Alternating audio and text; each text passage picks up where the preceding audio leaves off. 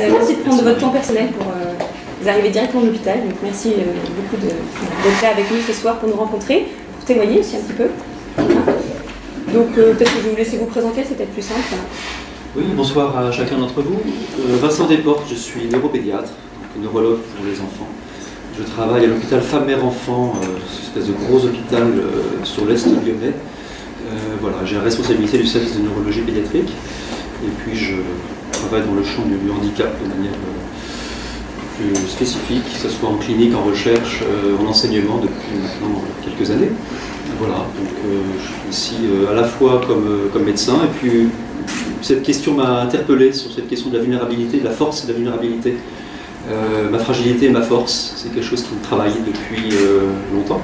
Donc je voulais simplement échanger avec vous et faire part un petit peu de là où j'en suis dans mes réflexions. Bon, voilà. Donc à partir on va partir sur une première question.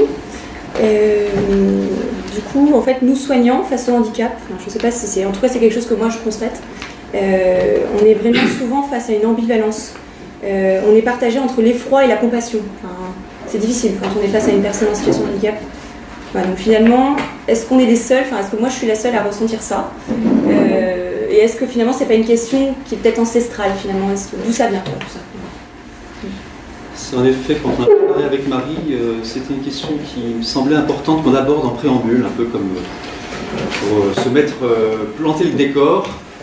Cette question du handicap ne touche pas que les soignants, c'est une question anthropologique universelle de la relation qu'on peut avoir à autrui, surtout quand il est aussi vulnérable, aussi démuni, parfois aussi démuni des attributs qui sont censés constituer les éléments qui nous regroupent, qui définissent une personne humaine, sont le libre arbitre, l'intelligence, etc., ou l'usage de ses sens. Et donc, de toute éternité, ça a été une question. Je ne suis pas là en érudit, mais je proposais en première partie, pendant 10-15 minutes, pour répondre à cette première question. Et puis pour que ceux qui ne sont pas soignants touchent du doigt cette question qui est universelle, et qu'on est chacun, en tant que citoyen, concerné par cette question de notre relation à la personne handicapée, à la personne éventuellement même mal formée, monstrueuse. Et donc, je vous propose un petit survol de 2500 ans d'histoire. On se contentera au bassin méditerranéen parce qu'en un quart d'heure, ça va être un défi. Alors, ne vous inquiétez pas, on ne va pas faire ça au pas de course. Je vais simplement prendre quelques... Alors c'est un petit support, j'ai du mal à me sortir de mes habitudes d'enseignant à l'université à Lyon 1, mais ça permet qu'on se fixe. Alors, premier élément, c'est que c'est vrai que j'ose quand même mettre une citation de Platon devant des érudits ici, hellénistes et philosophes, mais simplement pour montrer que on va prendre les Grecs, les Romains, la tradition biblique, et puis de voir un petit peu comme ça, rapidement, comment ça s'est... quelles sont nos ambivalences en permanence dans chacune de nos sociétés entre le désir d'être en compassion devant ces visages qui nous ressemblent et en même temps cette nécessité, y compris en termes de société et de règles, d'exclure, de déterminer ce qui est autorisé, la personne autorisée à vivre ou pas. Et donc chez les Grecs déjà, Platon s'interrogeait en disant quand on rejetons de sujets sans valeur ceux qui seraient mal conformés de naissance, ces mêmes autorités, qui réfèrent à un livre précédent, les cacheront comme ils sied dans un endroit que l'on ne nomme pas et que l'on cache. C'est ce phénomène de l'exposition des nouveau-nés qui étaient exposés s'ils étaient mal formés, s'il y avait des conditions socio-économiques impossibles pour élever l'enfant, si l'enfant était illégitime. Le père de famille avait le droit de faire cet acte, d'exposer l'enfant loin de la ville. Et cette fête rituelle des amphidromies, qui se passait entre le 5e et le 7e jour, selon les sources, était une cérémonie où le père de famille présentait l'enfant à l'ensemble du foyer, donc il faisait le tour du quartier, mais il ne le faisait que s'il avait estimé que cet enfant était admis à vivre dans la société, donc une semaine après sa naissance. Et souvent sur les critères de qualité, d'apparence de l'enfant. Donc aujourd'hui, on a avancé d'une semaine, c'est-à-dire qu'on a considéré que ce droit de vie et de mort sur les enfants, c'était avant la naissance et après on est dans l'infanticide. Avant, on est dans le diagnostic prénatal avec toutes ces questions d'interruption médicale de grossesse. En 2500 ans, on a décalé d'une semaine. Rome, la loi des 12 tables, premiers écrits fondateurs sur le plan législatif dans l'Empire romain, que soit tué l'enfant atteint d'une difformité manifeste, au père sera donné le droit de vie et de mort de son fils. On retrouve les mêmes éléments du pater familias qui peut décider, mais ce droit est encadré. Il est encadré, et là, en l'occurrence, il y a 5 voisins qui se mêlent de l'histoire pour que ce ne soit pas une décision tout seul dans son coin. C'est intéressant, on voit déjà la dimension collégiale. Ça n'intéresse pas que une famille, un père de famille, mais ça intéresse la société, les voisins, et on est tous concernés. La dimension collégiale, on la retrouve aujourd'hui dans la loi Leonetti, quand on prend des décisions de limitation de traitement. On la retrouve en prénatal, où on ne prend pas des décisions d'arrêt de grossesse comme ça, sur un coin de table, mais ça passe par une commission. Après, les commissions sont ce qu'elles sont, mais en tout cas, cette dimension collégiale, au regard de la société, c'est fondamental. On voit donc cette question de vie et de mort, et puis en même temps, on voit aussi ce désir des sociétés de prendre soin. La protection des enfants abandonnés sous Trajan, puis sous Constantin, la protection des enfants sourds. Vous voyez qu'on est à la fois dans ces deux dimensions. Dans la tradition biblique, dans le Lévitique, nul de tes descendants, à quelques générations que ce soit, ne s'approchera pour offrir l'aliment de son Dieu s'il a une infirmité. Donc infirmité, péché, on voit ici un lien complexe. Et puis on sait tous dans les évangiles que Jésus, lui, pendant ce temps-là, quelques siècles après, appelle les estropiés, les aveugles, les boiteux, et qui deviendront les premiers dans le royaume de Dieu. Heureux ce qui a été caché aux sages et aux savants et révélé aux tout petits. Saint Augustin, qui n'est pas des moindres pères de l'Église, il restait quand même fasciné par cette question de la monstruosité, de la différence. Je cite ici la Cité de Dieu. Est-il croyable que des fils de Noé, ou plutôt du premier homme, dont ils sont eux-mêmes issus, descendent certaines races monstrueuses dont l'histoire profane fait mention? Cette question de la personne dont on ne sait pas bien si elle fait partie de l'espèce humaine, ça de tout temps, y compris avec des grands penseurs très inspirés qui se questionnent, sans avoir forcément la réponse, qui sont presque fascinés par cette dimension du handicap extrême. Ici, j'aime bien cette image issue d'un psautier anglais du XIIIe siècle. On voit ici l'image du monde avec une map en taux, avec Jérusalem au milieu. Ici, puis ici vous avez le Nil, et puis Tanaïs ici qui descend de Moscou, et puis vous avez ici la Méditerranée, vous avez ici l'Afrique, l'Europe et l'Asie au-dessus, c'est l'image du monde à l'époque, une des images. Ce qui est intéressant ici, c'est pas ça, c'est cela ici. Ce sont toutes ces personnes qui sont aux périphéries de l'humanité, aux périphéries du monde connu ici, qui est sous forme de feu haut, et qui sont là, et on voit ici des races monstrueuses, c'est-à-dire des personnes difformes, avec différentes déformités physiques, et qui sont relégués, parce qu'on ne sait pas où les mettre, aux périphéries de l'Afrique. Donc l'image aussi est parlante. Ici, je ne vais pas tout illustrer, mais je ne peux pas m'empêcher de partager avec vous ces phrases totalement irrationnelles d'un très grand savant, d'un grand chirurgien de guerre qui était Ambroise Paré, qui a vraiment fait faire des progrès à la médecine pour la chirurgie de guerre, la question des amputations, la question de l'orthopédie, de la chirurgie vasculaire, et donc qui était un vrai savant, et qui, concernant la question de la difformité, de la monstruosité, a énuméré un nombre de causalités totalement délirantes, mais dont certaines sont intéressantes. Les causes des monstres sont plusieurs dans son traité de médecine. Les premiers, c'est la gloire de Dieu. La seconde, son ire, donc sa colère. La troisième, trop grande quantité de semences. La quatrième, trop petite quantité de semences. La cinquième, l'imagination des femmes, donc on voit là les prémices de la psychanalyse. La sixième, l'angustie ou petite matrice, un utérus trop petit, etc. Je vous passe ici, mais en même temps il y a des causes qui sont tout à fait justes, comme la question des traumatismes du abdominal pendant la grossesse, avec des maltraitances, la question des causes héréditaires et accidentelles, et puis après je vous passe au détail de mixtion ou mélange de semences. Bon.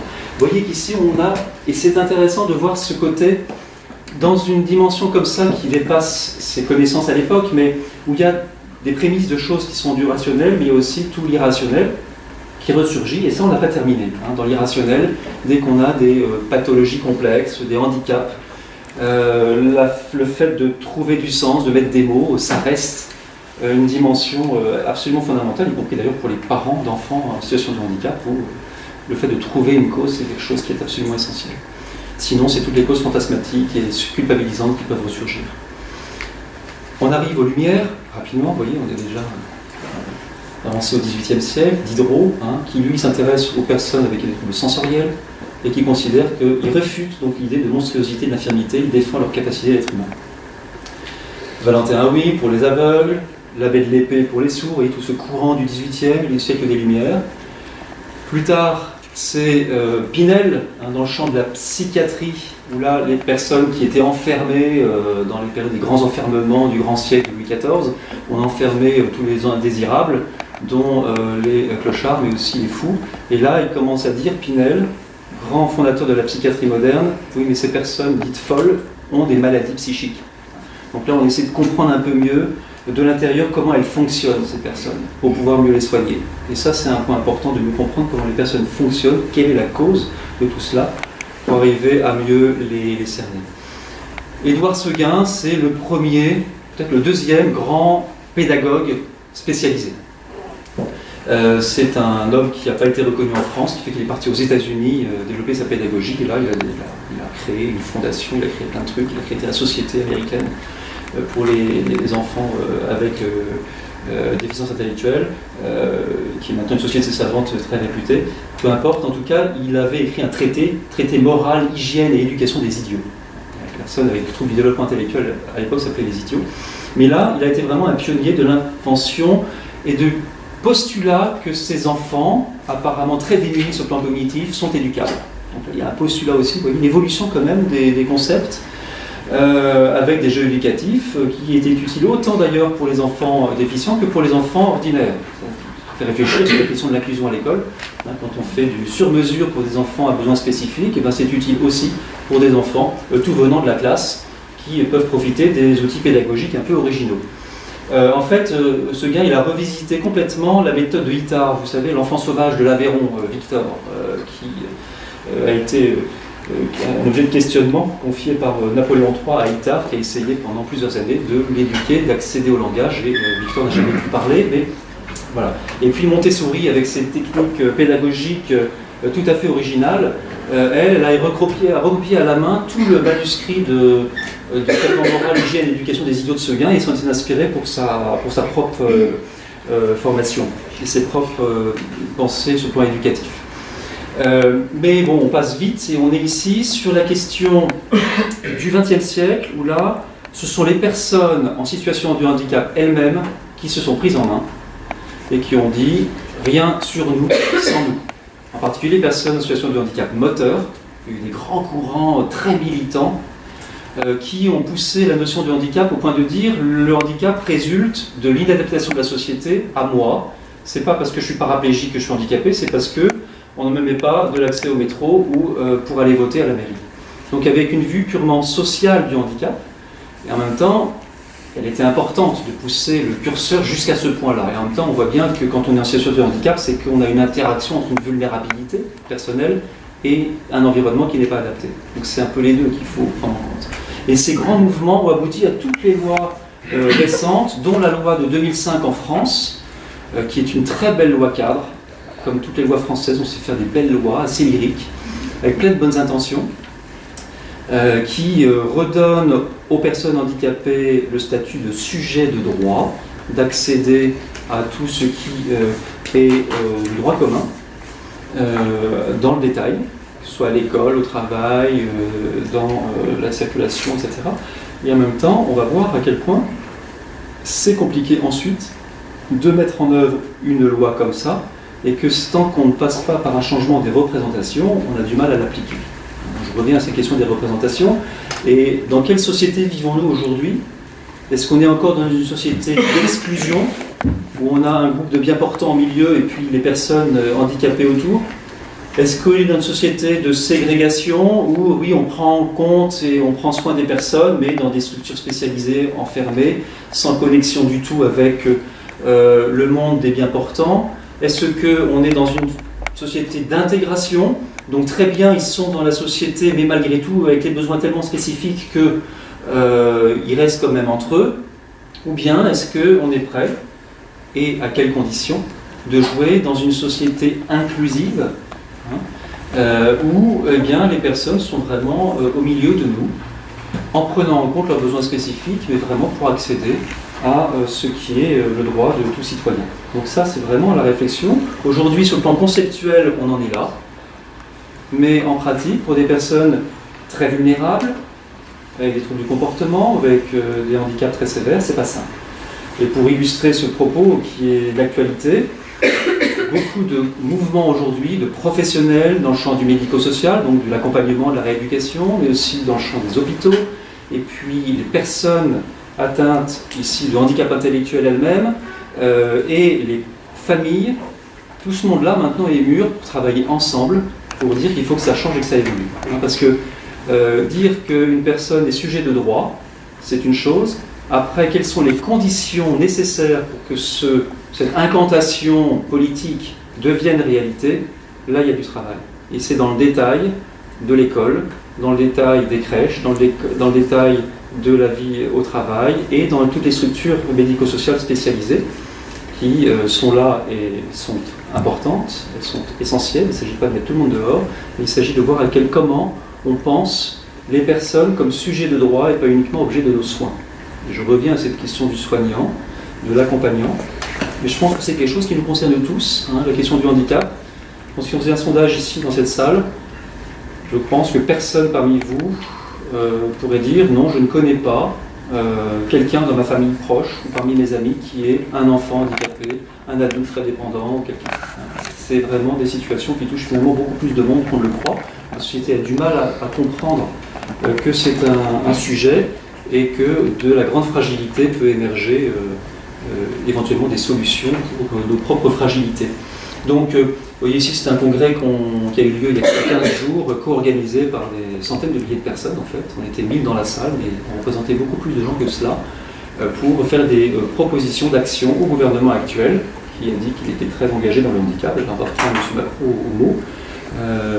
La secrétaire d'État était là, Sophie Cluzel. Voilà, pour dire que cette question de l'évolution des représentations sur 2500 ans, ce n'est pas une histoire qui s'écrit toute seule. C'est une histoire qui s'écrit parce qu'il y a des gens qui, à des moments, bougent, des personnes handicapées elles-mêmes, etc., et qui font bouger les lignes. Et donc voilà, c'est simplement une réflexion un peu générale pour introduire le sujet, pour se dire finalement, on en parlera peut-être un petit peu ensuite, quelles sont mes propres représentations des personnes handicapées, et puis comment je les imagine. Alors après, le handicap, c'est très varié, ça peut être du handicap moteur, sensoriel, psychique, cognitif. C'est extrêmement varié. Voilà. Donc c'est simplement pour introduire cela, pour poser un décor un peu général, avant de rentrer dans des questions un peu plus concrètes d'ordre médical. Et ces questions de l'effroi et de la compassion, je crois que chacun, on a à s'interroger sur nos propres ambiguïtés. C'est pour ça que je vous montrer cela, en l'occurrence. Merci beaucoup. Du coup, je pense que dans un deuxième temps, ça serait intéressant de se questionner déjà pourquoi qu'est-ce qui vous a amené à être neuropédiatre et comment finalement ces personnes handicapées vous ont touché, comment vous êtes laissé éduquer par elles, finalement le cœur du titre de ce soir. Ça c'est une vraie question, c'était d'ailleurs le titre de ce soir. Alors je m'assois là cette fois, c'est bon, j'ai fini le gâteau. Pour rentrer dans quelque chose d'un peu plus personnel en fait, mais qui va être, j'espère simplement, le témoignage des personnes qui m'ont socialisé à la question du handicap et aux personnes concernées. Pourquoi je suis tombé dedans, on va dire, je ne vais pas faire mon CV, simplement je m'aperçois en relisant un petit peu les 30 ans, on va dire, de parcours professionnel, des rencontres en fait qui m'ont amené progressivement à travailler auprès d'enfants avec des maladies neurologiques, en situation de handicap. La première rencontre, ça a été en 88, ça fait quand même 30 ans, j'étais en 6e année de médecine, et là je vais en consultation auprès d'un neuropédiatre à Reims, dans mon stage d'externe, et en sortant de cette consultation, je crois que j'ai été à 1 ou 2 consultations de ce collègue, et je me suis dit en sortant, c'est ça que je veux faire, et si je peux le faire comme ce médecin, j'aimerais bien pouvoir le faire. Voilà. Re-questionner sur cette question, mais pourquoi j'avais ces 2 dimensions, de l'intérêt pour la neurologie de l'enfant à la fois, et puis la manière dont ce médecin l'exerçait. Et ça a été un premier déclic. Deuxième élément de rencontre qui est complémentaire, mais qui n'est pas de l'ordre de la clinique, c'est que à la fin de mon internat, je cherchais à travailler en recherche dans le champ. J'avais déjà commencé l'internat et fait de la neuropédiatrie. Et là, je rencontre un chercheur d'origine tunisienne absolument génial qui s'appelle Jamel Chely, qui a été chercheur, qui est toujours d'ailleurs actuellement, en génétique. Et j'ai fait une thèse de sciences dans le champ de la déficience intellectuelle entre 94 et 98, donc il y a une vingtaine d'années, pour identifier des nouveaux gènes impliqués dans des causes de handicap mental. On a actuellement plus de 1000 gènes différents et voilà, ça a été contribué cette fois avec la côté recherche, parce que c'est vrai que ces situations de handicap, si on n'a pas par ailleurs une grosse activité de recherche pour se dire bon, on pourra peut-être un jour un peu changer le quotidien par des thérapeutiques innovantes, etc., ben, c'est parfois un peu désespérant. Donc je crois que ce pilier recherche me semblait aussi important. Troisième élément, et peut-être le plus fondamental certainement, c'est que de manière complètement incidente et absolument hors de mon parcours professionnel, il s'avérait que des amis qui étaient dans les communautés Foi et Lumière, communautés qui ont été créées par Jean Vanier et par Marie-Hélène Mathieu dans le cadre de l'Office chrétien des personnes handicapées, faisaient partie d'une des communautés à Paris. Ils nous ont dit est-ce que vous ne pouviez pas venir? Puis eux quittaient, donc on les a remplacés en tant qu'amis. Ce sont des communautés où il y a un tiers de personnes avec un handicap, un tiers de famille, un tiers d'amis. Et pendant 7 ans, on a cheminé comme ça avec la communauté Saint-Augustin, d'amis qui sont vraiment devenus des amis pendant 7 ans. Avec nos 4 enfants, voilà, donc en famille. Et puis voilà, donc c'est ça un petit peu qui m'a enraciné. Après, ce qui a façonné petit à petit ma relation aux enfants handicapés, il y a plusieurs éléments qui me viennent en tête. C'est clairement ma pratique clinique de médecin, dans le suivi médical d'enfants atteints d'épilepsie sévère, d'autisme, de déficience intellectuelle, de polyhandicap. C'est deuxièmement les discussions avec les collègues. Et là, le côté collégial, il est fondamental, parce qu'on ne peut pas, chacun dans son coin, avoir un regard global sur les situations. Les questions de limitation de traitement pour les enfants très handicapés, la question en lien avec aussi les réanimateurs et les équipes de soins palliatifs. Troisièmement, c'est les entretiens que j'ai pu avoir, et que j'ai toujours, avec les couples que je reçois dans le cadre de consultations prénatales. Où là, on va directement au but. On se retrouve avec des parents qui, devant la découverte d'une malformation du cerveau de leur bébé, sont amenés à se poser des questions inimaginables, de poursuivre la grossesse ou de l'interrompre devant des risques plus ou moins avérés de handicap sévère, souvent intellectuel. La quatrième situation qui m'a aidé à grandir, à me façonner un peu, c'est la qualité du soin prodigué par les auxiliaires de puériculture, les infirmières de mon service. Quand je les vois travailler auprès d'un nourrisson, d'un enfant handicapé, passer 3/4 d'heure à le faire manger en essayant d'éviter qu'il tousse, en positionnant la tête de manière suffisamment astucieuse. Généralement, elles l'ont apprise des parents qui, eux, le font tous les jours. Et ça, cette qualité du soin, du prendre soin des infirmières de mon service, ça m'interpelle et ça, voilà, c'est un point important. Mais surtout, le 5e point, c'est certainement la rencontre avec les patients et leurs parents. Et en particulier les enfants polyhandicapés, qui sont ceux vraiment polyhandicap, sous-entend un enfant qui a un handicap adulte aussi, mais je suis pédiatre, qui ont un handicap moteur extrême, donc impossibilité de marcher, souvent même parfois de tenir assis ou tenir sa tête, et avec une déficience intellectuelle souvent sévère, sans langage. Ces enfants qui ont une forme de vie si singulière, forcément ils suscitent au premier abord un malaise, une sidération, et surtout quand on ne les connaît pas. Et donc je me propose là, rapidement, pour ne pas manger trop sur la discussion qu'on pourra avoir ensuite, que vous aurez en petit groupe. Mais ces enfants, clairement, le fait de travailler auprès d'eux m'interroge sur ma subjectivité, sur mes ambivalences, sur mes standards normatifs habituels, sur la qualité de vie, sur le sens de la vie. Ils m'obligent à m'interroger. Et même s'ils ne parlent pas, en prenant soin d'eux, en écoutant leurs parents, clairement, ils me questionnent sur... et je le formule comme ça, Doutes-tu que ma vie vaille la peine d'être vécue? Suis-je pour toi un objet de soin ou un sujet, acteur de ma propre vie comme toi? Suis-je pour toi uniquement source de douleur et de fatigue pour mon entourage? Ou suis-je aussi source de joie, de lien social et d'attachement? Ces questions-là, c'est en préparant il y a quelques mois une intervention, il y avait un congrès au Palais des Congrès sur soins palliatifs et polyhandicap.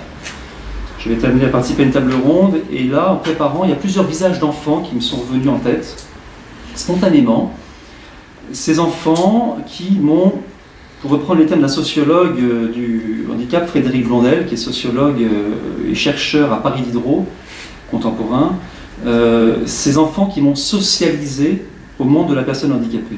Ces enfants qui ont amorcé en moi le processus par lequel, je reprends les mots de Blondel, je suspends ma normativité réflexe pour aller à l'encontre de l'être là, corporel et psychique, des personnes polyhandicapées. Je ferme les guillemets. Ce sont ces enfants qui finalement m'ont fait sortir de mes critères normatifs habituels, puisqu'ils sont hors normes, avec une vie, un être là, une forme de vie si singulière. Et plutôt que de continuer à faire des grandes phrases, moi, ce que je vous propose, c'est de vous illustrer par 4 petites vignettes d'enfants et de leurs parents qui m'ont appris un peu à m'ajuster à eux. Alors c'est clairement que c'est jamais acquis, c'est à réinventer chaque jour avec chaque enfant, et parfois même avec le même enfant. Donc je vous donne, je parle en mon nom évidemment, mais pour vous dire combien 4 enfants m'ont appris. Je pense d'abord à Camilla. Alors, ce sont des noms d'emprunt que je cite, mais c'est bien des enfants réels. Camilla, elle a 15 ans, elle m'a appris à lui dire bonjour. Ça peut paraître bizarre, mais Camilla, elle a un polyhandicap, elle a peu de contact oculaire. À chaque consultation, je me demande comment je vais l'aborder. Quand elle somnolera dans son fauteuil, après avoir attendu 3/4 d'heure dans la salle d'attente, au milieu des gamins qui s'agitent, des parents qui regardent d'un air discret et un peu interrogatif cette adolescente polyhandicapée dans son fauteuil, dont les parents essuient la salive qui coule avec une serviette. Est-ce que je vais l'appeler de mon box de consultation et puis qu'elle vienne avec ses parents, ou est-ce que je vais prendre le temps d'aller la chercher au milieu des gamins qui courent, des parents mal à l'aise? Et si je vais la chercher, elle est dans son fauteuil, est-ce que je vais prendre le temps de m'accroupir pour me mettre au niveau de son visage, de lui prendre la main, d'attendre qu'elle réagisse ou pas, et de lui laisser le temps d'une réaction décalée que je prendrai le risque de ne pas comprendre? Une ambiance, avec 50 gamins, les parents qui sont là, et de prendre le temps d'aller auprès de cette jeune ado sans attendre une réponse verbale, et puis ensuite de m'adresser à ses parents. Une fois dans la salle d'attente de la consultation, est-ce que je vais m'attaquer d'emblée à la discussion avec ses parents, parce que c'est l'objet de la consultation, c'est quand même d'adapter son traitement antiépileptique, de voir comment elle dort ou de voir comment elle mange, et donc de m'attaquer d'emblée à l'évolution de son épilepsie, ou est-ce que je vais prendre quelques secondes pour la complimenter sur la couleur de ses ongles rouge vif que sa mère a pris soin de lui appliquer. Généralement, elle change de couleur à chaque consultation. Ça, c'est le temps d'un instant, et c'est de me rappeler, c'est un effort, c'est pas naturel. Alors ça devient de plus en plus à force d'être émondé par les gamins, mais ça l'est pas au départ. Et plus difficile, lors de la consultation, comment vais-je l'associer pendant la consultation aux discussions sur les problèmes médicaux qui la concernent? Est-ce que la discussion de la gastrostomie, parce qu'elle fait des fausses routes qu'elle avale de travers, donc d'aller mettre directement son alimentation dans un orifice directement sur l'estomac, d'adapter les traitements antiépileptiques qui vont l'exciter, qui provoquent des réveils nocturnes, ces réveils nocturnes qui épuisent ses parents, tout ça avec 1 heure de retard sur la consultation, 6 autres patients qui attendent derrière. Voilà, Camilla, sujet de droit, et pas seulement objet de soin. Je trouve que c'est pas toujours simple. La deuxième enfant à laquelle je pense, et à sa mère, c'est Victoria. Leur vignette, je l'ai appelée « L'art de se réjouir des petites victoires ». Victoria, elle est très démunie. Elle n'a pas de préhension volontaire. Elle n'utilise pas ses mains. Elle n'a pas de tenue assise sans aide. Elle a une bonne interaction visuelle. En revanche, par le regard, on communique bien. Par son sourire aussi. Et son épilepsie est stable. Donc en tant que neuropédiatre épileptologue, j'ai pas vraiment de raison objective de poursuivre son suivi neuropédiatrique rapproché, je pourrais le voir dans 3 ans. Et puis, avec elle, avec d'autres aussi, mais avec elle, j'ai pris ce rituel de la voir tous les ans, notre rendez-vous annuel avec Victoria et sa mère. Il consiste à partager tous les petits progrès de l'année écoulée. Une impression qu'elle est capable, par exemple, de choix entre 2 desserts par le regard. Une réaction inattendue à la voix de son frère au téléphone. Fierté pour sa mère, et pour Victoria aussi, parce que quand elle voit sa mère étant jouée et raconte ses petits riens, il y a Victoria qui se tourne et qui fait un grand sourire. De venir me partager cela, simplement, Victoria m'a appris ici à être, pour le coup, un témoin inutile et privilégié de sa vie, à accepter d'accueillir simplement, sans la mettre en doute, l'interprétation de sa mère. L'interprétation de sa mère qui lui attribue des compétences relationnelles inédites, qui sont peut-être irrationnelles, au regard de l'étendue de ses lésions cérébrales. Mais peu importe. Ces interprétations maternelles donnent sens à la relation de Victoria et de sa mère. Alors, quand il y a un étudiant en médecine qui est à ma droite, qui assiste à la consultation, il se demande parfois si je ne manque pas un peu d'esprit critique. Et s'il n'est pas en train de perdre son temps. Tant mieux. Merci à Victoria de nous faire partager ces petites victoires. 2 autres enfants m'ont aidé à tenter de comprendre ce que peuvent éprouver les parents. Leurs attentes, leurs inquiétudes, parfois très loin des miennes. Alors là, je pense à Stéphane et à ses parents qui m'ont révélé la force du lien. Alors Stéphane, c'est pour moi un patient fondateur. En tant que soignant, on a tous des patients fondateurs. Ces patients qui font que le lendemain, vous ne pratiquez plus votre métier de la même manière, parce qu'ils vous ont révélé quelque chose d'essentiel. On en a tous, c'est bon. Je ne suis pas en train de la ramener, c'est comme ça qu'on apprend notre métier. Stéphane, il avait 12 ans, il avait un polyhandicap, sans cause identifiée. Malgré une gastrostomie, donc une alimentation par une sonde, il faisait des fausses routes, il s'encombrait par sa salive. Il avait des infections répétées, des poumons, des inhalations, des détresses respiratoires, plusieurs fois par an. Résultat, il se retrouvait aux urgences. Il devait être aspiré plusieurs fois par jour, parfois des dizaines de fois par ses parents à la maison, où Stéphane vivait avec le lit médicalisé au milieu du salon. Il se retrouvait en réa, parfois ventilé, à la demande de ses parents. Il y avait des intubations, donc d'aller le faire respirer par ventilateur transitoirement. Parfois c'était difficile, parfois c'était traumatique. Les réanimateurs se trouvaient maltraitants à faire ça de manière réitérée. Et c'était toujours suspendu au risque de ne pas voir extuber ensuite Stéphane à la suite de cet épisode aigu.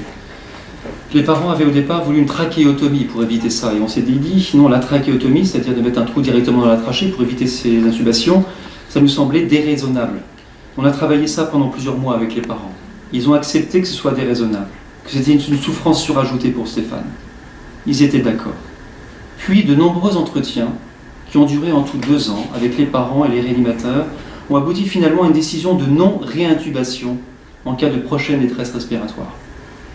La décision fut appliquée, et probablement juste, pour Stéphane, qui avait enduré tant de situations aiguës, de traitements lourds. Stéphane est mort, et je me disais quand il est mort, c'est un soulagement pour Stéphane et ses parents, après ces années de réintubation. Mais en fait, quand je suis allé le voir, j'ai vu ses parents, et là j'ai compris à cet instant, dans le regard triste et froid de son père, que cette mort était un drame insupportable, et pas un soulagement. J'ai compris la force du lien, la puissance d'attachement que Stéphane avait été capable de générer autour de lui. Une force de vie qui oblige, qui convoque.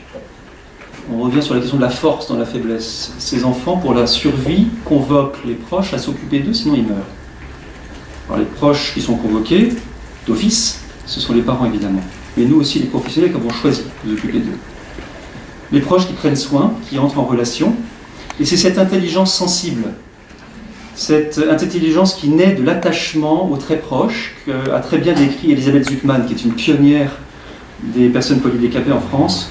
Cette intelligence cognitive qui aurait été décrite par Spinoza, j'en sais rien personnellement, et c'est une intelligence particulière très sensible qui permet de comprendre très tôt et avec précision, chez des personnes très démunies sur le plan cognitif, le vécu des proches à leur égard. une intelligence sensible qui se développe et qui s'affine avec l'âge et qui est soutenue par les interactions avec l'environnement et par les capacités mémorielles de ces personnes qui sont en général conservées. Donc là, il y a une forme d'intelligence qu'on ne peut comprendre que si on s'approche. Dernière vignette pour ne pas, et pour terminer, elle est courte celle-là, c'est Louise. Et puis c'est surtout son papa. Louise, qui est aussi un nom d'emprunt, je résumerai cette vignette à « Quel sens a la vie sans plaisir partagé ?» Louise a 14 ans. Elle a aussi un polyhandicap. Les 4 ont un polyhandicap. Suite à une embolie gazeuse, c'est-à-dire un bol de verre dans le cerveau, à la suite d'une chirurgie d'une tumeur cérébrale. Donc c'est une petite fille qui allait très bien, elle avait une tumeur bénigne d'ailleurs, et puis qui fait une grosse catastrophe pendant la chirurgie, et elle a abîmé son cerveau. Les repas, donc les polyhandicapés depuis, les repas deviennent de plus en plus compliqués. Source de stress pour Louise et pour ses parents. Elle maigrit. Il y a une discussion de gastrostomie, de la nourrir autrement que par la bouche, puisqu'elle refuse. Pourquoi elle refuse? Est-ce qu'elle est en train de se laisser mourir? Parce que c'est une question. Cette gastrostomie est refusée initialement par les parents, et puis son père, au décours d'une consultation, me dit, parce qu'il vient souvent seul avec sa fille, ce papa. Louise n'a plus aucun plaisir partagé avec nous, elle est triste. Elle ne s'intéresse plus à son entourage. Tout ça n'a plus aucun sens. Et il rajoute, c'est dur d'être parent d'un enfant très handicapé. Et puis finalement, les parents se décident, la gastrostomie est posée, Louise va mieux. Le repas n'est plus un combat, n'est plus une source de stress. Elle mange comme elle veut, et puis le reste, on l'alimente. Et elle rit à nouveau aux éclats. Son épilepsie, qui est le motif des consultations habituellement avec moi, reste très active. Elle fait des crises fréquentes, parfois pluriquotidiennes.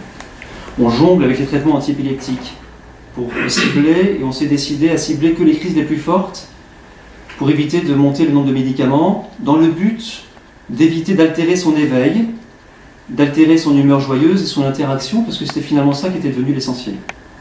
Quitte à prendre un risque pour l'épilepsie, mais cet objectif de lien était devenu plus important. Et actuellement, donc, l'enjeu, c'est de préserver ces temps de plaisir partagés avec ses parents. C'est vrai qu'à retrouver, grâce à ce travail, c'était un pari, cette gastrostomie, et là, je l'ai revu récemment avec son père, et c'est vrai que la vie est carrément transformée. Voilà, ces 4 vignettes, elles parlent d'elles-mêmes. Elles sont là pour illustrer comment progressivement les enfants handicapés m'ont socialisé. C'est pas fini, c'est jamais terminé. Je reste avec mes ambivalences, avec mes projections. Et je crois quand même que tout professionnel du soin ou de l'éducation spécialisée qui travaille auprès de personnes handicapées ne peut pas faire l'économie d'un travail intérieur sur ses propres ambivalences, sur ses peurs vis-à-vis de situations de handicap extrême. Tout soignant, mais aussi tout citoyen, tout parent, tout futur parent, voilà. Parce qu'en même temps, on met au monde des enfants, c'est pas pour avoir un enfant handicapé.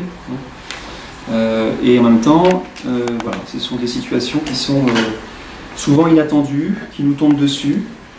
Et voilà, donc cette question, vous voyez ici, ce positionnement par rapport aux personnes polyhandicapées, c'est vraiment, on est hors norme. Donc c'est comment peut-on découvrir un système normatif qui est à réinventer et qui est dicté par les personnes handicapées elles-mêmes. Voilà, quelques éléments de réflexion peut-être qui peuvent alimenter vos discussions. Ça va, je suis à peu près dans les temps. Je ne suis pas trop mordu sur la suite. Et puis on en reparlera. La troisième question qu'on se posait avec Marie, c'était quels sont nos lieux de formation, de prendre soin de soi et des autres, etc., pour justement se former, se sensibiliser à la question du handicap, en tant que professionnel du soin, de l'accompagnement, de l'éducation. Mais peut-être que ça, on s'est dit, on réservera ça dans les discussions. Je ne vais pas vous énumérer les dispositifs et tout ce qui se fait de bien ou de pas bien pour nous former, nous professionnels du handicap. On en reparlera ensemble éventuellement dans la discussion. Le but c'est que ce soit aussi un échange. Exactement, c'est d'avoir vos propres idées, vos propres retours et expériences justement de sensibilisation. Je suis tout à fait d'accord. Okay. Bon, merci beaucoup, c'est très riche.